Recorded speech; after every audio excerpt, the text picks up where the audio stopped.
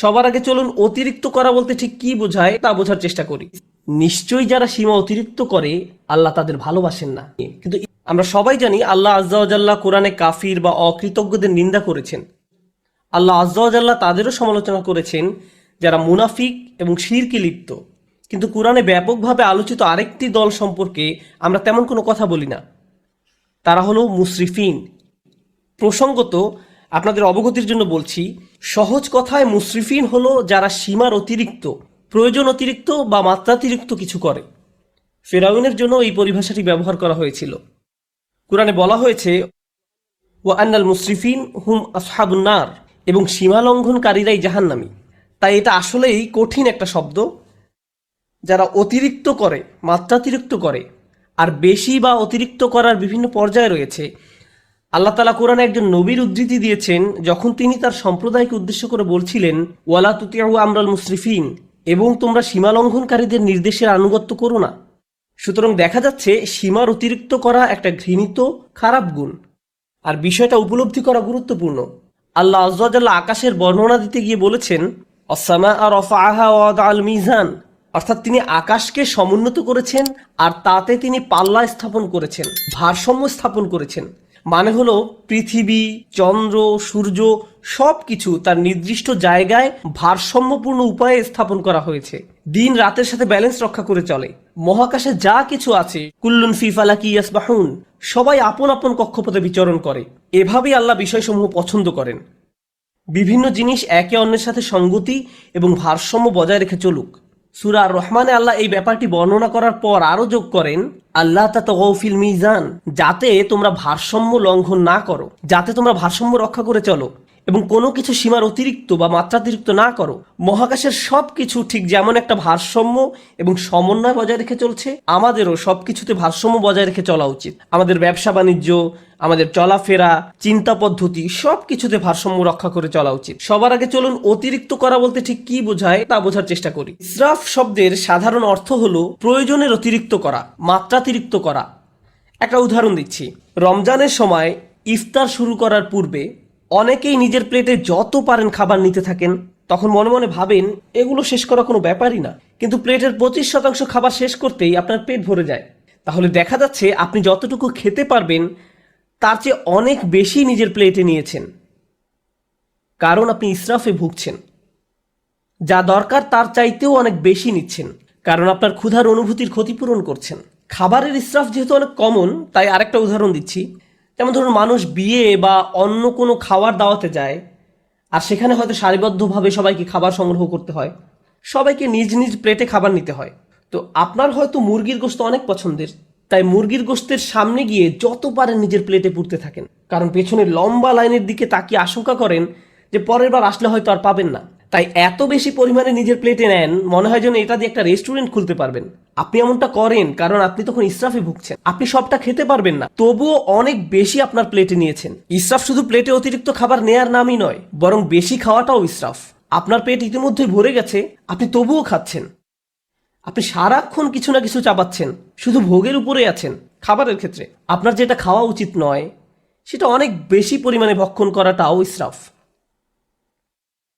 হ্যাঁ, শরীর ঠিকভাবে কাজ করার জন্য চিনি দরকার, শর্করা দরকার, কিন্তু সব কিছু একটা সহনীয় মাত্রায় থাকতে হবে।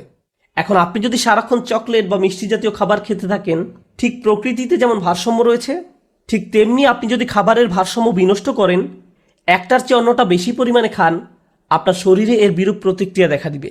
এই প্রতিক্রিয়া হয়তো এখন দেখা যাচ্ছে না, কিন্তু 1 দশক পরে হার্টের সমস্যা, ডায়াবেটিসের জন্য ডাক্তারের শরণাপন্ন হতে হচ্ছে, কারণ আপনি ইসরাফে ভুগছিলেন। তাহলে দেখা যাচ্ছে ইসরাফ একজন মানুষের জীবনে বহু খারাপ পরিণতি নিয়ে আসে।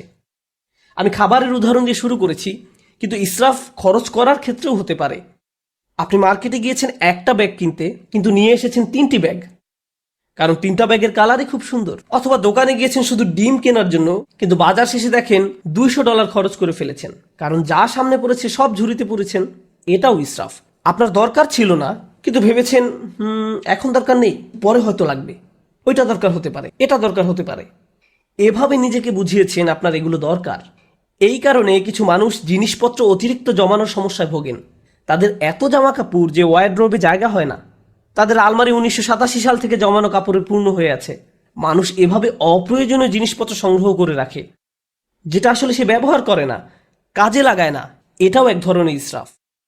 আপনি বাসায় গেলে নিজেই বলতে পারবেন জিনিসপত্র জমিয়ে রাখার সমস্যায় ভুগছেন কিনা। যদি দেখেন এখানে সেখানে ছোটখাটো জিনিসপত্র পড়ে আছে, বুঝতে পারছেন না কোথায় রাখবেন, জানেনও না এটা আসলে কোন কাজে লাগে, মনে মনে ভাবেন এটা আসলে কি কাজে লাগে, এরকম যদি অনেক থাকে, সম্ভবত আপনি ইসরাফে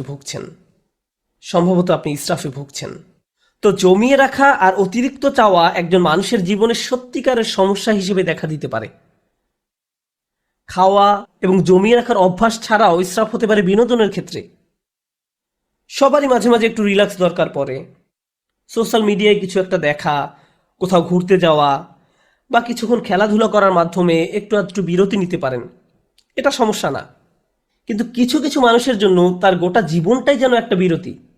ঘুম থেকে উঠেই বিনোদন করা শুরু করে, ঘুমোতে যাওয়ার সময়ও বিনোদন করে, একটার পর একটা জিনিস ক্লিক করতে থাকে, এভাবে ঘন্টার পর ঘন্টা পার হয়ে যায়।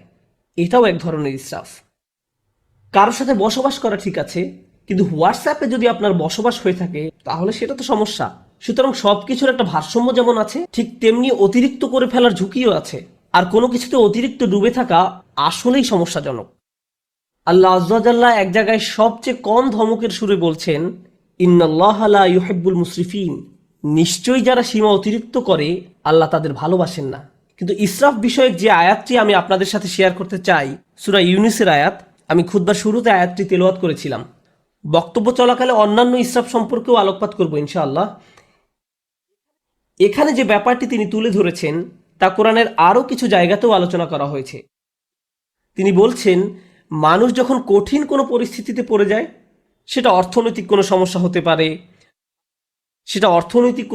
হতে পারে, স্বাস্থ্যগত কোনো সমস্যা হতে পারে, পারিবারিক কোনো সমস্যা হতে পারে, ধর্মীয় সংকট হতে পারে, যে কোনো ধরনের সংকটই হোক না কেন, যা মানুষের উপর পতিত হয়, দাআনা লিজান বিহি আও কাঈদান আও কাঈমান, তখন সে আল্লাহকে ডাকতে থাকে, ইয়া আল্লাহ, আমাকে এই পরিস্থিতি থেকে বাঁচিয়ে দিন, একমাত্র আপনিই আমাকে এখন বাঁচাতে পারেন, আমি সব উপায়ে চেষ্টা করেছি, আমাকে সাহায্য করার আর কেউ নেই একমাত্র আপনি ছাড়া। যে ব্যক্তি দাঁড়িয়ে বসে শয়নে আল্লাহকে ডাকতে থাকে, ইয়া আল্লাহ, আমার এই সমস্যাটা দূর করে দিন, আমাকে সাহায্য করুন, আমাকে সাহায্য করুন, আমাকে সাহায্য করুন, তখন সে বেপরোয়া হয়ে আল্লাহকে ডাকতে থাকে। ফালাম্মা কাশাফনা আনহু দুররাহ, তারপর যখন আমি তার সেই কষ্ট দূর করে দেই, মাররান কাআল্লাম ইয়াদউনা, তখন সে এমনভাবে চলতে থাকে মনে হয় যেন তাকে কোনো দুঃখ কষ্ট স্পর্শ করার কারণে সে আমাকে ডাকেইনি। তাহলে দেখা যাচ্ছে যখন আপনি কোনো সমস্যায় পতিত হন তখন বেপরোয়া হয়ে আল্লাহকে ডাকতে থাকেন, কিন্তু আল্লাহ তাআলা যখন সমস্যাটি সমাধান করে দেন তখন পূর্বাবস্থায় ফিরে যান। তখন আমরা এমন আচরণ করি মনে হয় যেন আমরা আল্লাহর নিকট কোনো প্রার্থনা করিনি, আমাদের চোখ থেকে অশ্রু নির্গত হয়নি, কিন্তু আমরা ঠিকই তখন কেঁদেছিলাম। আর এখন আমাদের কষ্ট দূর করে দেওয়ার পর আমরা আল্লাহকে ভুলে গিয়েছি, নিজের মতো করে জীবনে চলা শুরু করেছি। আপনাদের মনে প্রশ্ন আসতে পারে যে এর সাথে তাহলে ইসরাফের সম্পর্ক কি? মনে হচ্ছে এর সাথে ইসরাফের কোনো সম্পর্ক নেই, কিন্তু আল্লাহ যেভাবে এই আয়াতের সমাপ্তি টেনেছেন তার সাথে এর সম্পর্ক রয়েছে। কাযালিকা যুয়্যিনা লিল মুসরিফিনা মা কানু ইয়ামালুন, এভাবেই যারা সীমার অতিরিক্ত করে তাদের জন্য তাদের কাজকর্মগুলোকে চাকচিক্যময় বানিয়ে দেওয়া হয়েছে। এই আয়াতটি আমাদের জীবনের খুবই গোপন একটা বিষয় সম্পর্কে জানান দিচ্ছে। আপনি যদি অমিতব্যয়িতার জিন্দেগি যাপন করেন, সেটা টাকার ক্ষেত্রে হতে পারে, এমন কাজে টাকা ব্যয় করা যেখানে ব্যয় করা উচিত নয়, মাত্রাতিরিক্ত বিনোদন যা সম্পর্কে একটু আগে বলেছি, অতিরিক্ত সামাজিকতা, অর্থাৎ আপনি সব সময় কারো না কারোর সাথে আড্ডা দিয়ে থাকেন, সব সময় বাইরে ঘুরতে যান, বন্ধুদের সাথে মৌজমাস্তি করতে থাকেন, সব সময় মানুষের সাথে কথা বলে সময় কাটান, ফলে ইবাদত করার যথেষ্ট সময় পান না। আপনি যাই করেন না কেন মাত্রাতিরিক্ত করেন। আপনার জীবনযাপন পদ্ধতি যদি এরকম হয়ে থাকে তাহলে সব সময় বিভিন্ন রকমের সমস্যায় পতিত হবেন, আপনার উপর বিভিন্ন কষ্ট আপতিত হবে। আপনারা যেহেতু পুরুষ, তাই পুরুষদের নিয়ে একটা উদাহরণ দেই। একজন পুরুষ হিসাবে আপনার উপর বিভিন্ন রকমের দায় দায়িত্ব আছে। আপনার বাবা মায়ের প্রতি দায় দায়িত্ব আছে, ভাই বোনের প্রতি দায়িত্ব রয়েছে, আপনার স্ত্রীর প্রতি দায়িত্ব রয়েছে, আপনার সন্তান সন্ততির উপর দায়িত্ব রয়েছে, তার উপর রয়েছে ধর্মীয় দায় দায়িত্ব, চাকরির দায় দায়িত্ব, অর্থনৈতিক দায় দায়িত্ব, বন্ধু বান্ধবের খোঁজ খবর নেয়া, নিজের শরীর ঠিক রাখা সহ নানান রকমের ব্যাপার চারিদিক থেকে প্রতিনিয়ত আপনাকে টানছে। এখন কেউ যদি সিদ্ধান্ত নেয় যে সে সব কিছু ভুলে শুধু তার স্বাস্থ্যের উন্নতি নিয়ে পড়ে থাকবে, পাল্লাটা এখন একদিকে নামিয়ে দিয়েছে। সে হয়তো ভালো স্বাস্থ্য অর্জন করবে ঠিকই, কিন্তু জীবনের অন্যান্য ব্যাপারগুলো তার জন্য নানান রকম সমস্যা বয়ে নিয়ে আসবে। অথবা কেউ বলল আমি শুধু আমার সন্তানদের যত্ন নিব, বাবা মায়ের কথা ভুলে যাব। তাদের কথা ভুলে যান, ভুলে যান, তাহলেও আপনার জীবনে বহু সমস্যা দেখা দিবে। তাই আমরা যদি একটা ব্যাপারের কুরবানি দিয়ে অন্য ব্যাপারগুলো নিয়ে পড়ে থাকি, সব সময় কিছু না কিছু থাকবে যা আপনার মনোযোগের দাবি জানাবে, যার ভারসাম্য রক্ষা করা প্রয়োজন। প্রতিবার যখন আমরা একটা কিছু অতিরিক্ত পরিমাণে করি, এর মাধ্যমে আমরা আসলে অন্য আরেকটা ব্যাপারকে অগ্রাহ্য করি, বঞ্চিত করি, কিছু একটার অধিকার আমরা অস্বীকার করি। ফলশ্রুতিতে আমাদের জীবন পথে নানান রকম সমস্যা এসে জড়ো হয়। তারপর আমরা আমাদের সমস্যা দূর করে দেওয়ার জন্য আল্লাহর কাছে দোয়া করি। আমরা যখন কোনো কষ্টকর সময় পতিত হই, তখন একটি বিষয় আমরা পরীক্ষা করে দেখতে পারি, কোথায় আমি অতিরিক্ত কিছু করেছি, কোন কাজে আমি বেশি আচ্ছন্ন হয়ে পড়েছিলাম, কোন ব্যাপারটা আমি উপেক্ষা করেছি, আর কোন ব্যাপারটায় আমি অতিরিক্ত মনোযোগ দিয়েছি। আমি কি কোনো কিছুতে বেশি করে ফেলেছি? এজন্যই কি আমি সমস্যায় পড়েছি? যে ভারসাম্য থাকার কথা ছিল সেটা হারিয়ে ফেলার কারণেই কি এমনটা হয়েছে? অতএব এটা আসলে আমাদের ধর্মের অন্যতম একটা মূলনীতি, খুবই শক্তিশালী একটা মূলনীতি। আরেকটা উদাহরণ দিচ্ছি, নিজে নিজে চিন্তা করে দেখুন। আবেগের ক্ষেত্রে অতিরিক্তের সম্ভাবনা রয়েছে। যেমন রাগ হওয়া সাধারণ ব্যাপার, কেউ আপনাকে খারাপ কিছু বললে আপনার রাগ হবে, এটা স্বাভাবিক একটা প্রতিক্রিয়া। এক্ষেত্রে অতিরিক্ত হবে যদি আপনি দিনরাত 24 ঘন্টা মনের মাঝে সেই ক্রোধ পুষে রাখেন, সারাক্ষণ এটা নিয়ে ক্রোধান্বিত থাকেন। একটি পীড়াদায়ক কথা আপনাকে বলা হয়েছিল, আর আপনি কিনা সেই একটি কথা নিয়ে পড়ে রয়েছেন। আপনার চিন্তাভাবনার সব কিছুতেই এটাকে নিয়ে, আপনার চিন্তাভাবনার সব কিছুতে এটাকে প্রভাব বিস্তার করতে দিয়েছেন। এর ফলে সব কিছুতে আপনার দৃষ্টিভঙ্গি পরিবর্তিত হয়ে গিয়েছে। কোনো কিছুই আপনাকে আর সুখী করে না, ভালো লাগে না। যেসব ব্যাপার আপনাকে কখনোই রাগান্বিত করতো না, সে ব্যাপারগুলো নিয়েও আপনি রেগে যান। সবকিছুতেই আপনি বিরক্তি প্রকাশ করেন। এমনটি যখন ঘটে, তখন আপনার আশেপাশের প্রিয়জনরা এর ফলে কষ্ট পায়। সুতরাং ধারাবাহিক একটা প্রতিক্রিয়া শুরু হয় এবং আপনি নিজেই একটা কষ্টে পতিত হন। কারণ একটা অনুভূতির ক্ষেত্রে আপনি ইসরাফ করেছেন, অনেক দূরে চলে গিয়েছেন। অন্য অনুভূতির ক্ষেত্রেও একই ব্যাপার ঘটেছে। যেমন মজা করা, কৌতুক করা বা মজা করা স্বাভাবিক আচরণ, কিন্তু আপনি যদি সারাক্ষণ হাসি ঠাট্টা করতে থাকেন, শেষে হয়তো কাউকে মনে কষ্ট দিয়ে বসবেন, কোনো কিছুতেই সিরিয়াস হতে পারবেন না। গুরুত্বপূর্ণ কিছু বলা হলো আর আপনি কিনা এটা নিয়ে মশকরা করতে থাকবেন। এর ফলে আপনি অন্য মানুষদের অনুভূতি উপলব্ধি করতে পারছেন না, তাদের প্রয়োজনটা আপনি বুঝতে পারছেন না। তাহলে ইসরাফ একজন মানুষের জীবনে বহু সমস্যা তৈরি করে। ইসরাফ নিয়ে আমার প্রিয় একটা দোয়া, যেটা সূরা আল ইমরানে এসেছে।